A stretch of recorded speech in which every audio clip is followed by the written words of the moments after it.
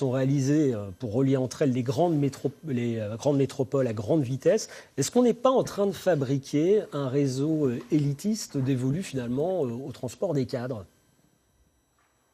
Moi, je ne le pense pas. D'ailleurs, je fais remarquer au passage que M. Spinetta n'est pas venu puiser son inspiration dans le modèle breton. Curieusement, d'ailleurs, son rapport n'en parle pas.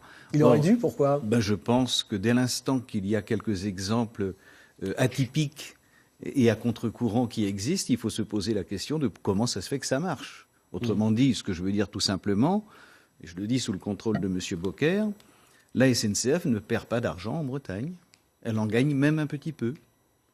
Elle en gagne même un peu sur le TGV.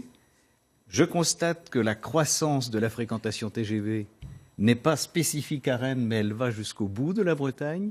Et je constate que derrière, avec la politique de desserte que nous avons mis en place, je constate une croissance aussi du trafic TER de plus de 9%. Ce qui veut dire quoi? Ce qui veut dire que l'ambition publique, ce n'est pas quelque chose de ringard, c'est quelque chose d'utile si on veut bien aménager ces territoires, et ceci est tout à fait compatible avec une bonne gestion des finances publiques. Donc, Monsieur Spinetta aurait dû puiser une partie de son inspiration en Bretagne, ce qui aurait permis peut-être un vrai débat sur la prétendue, ou la dite en tout cas, réforme du système ferroviaire. Ça n'a pas été le cas. Jean Olivreau, sur cet aspect du réseau TGV dévolu au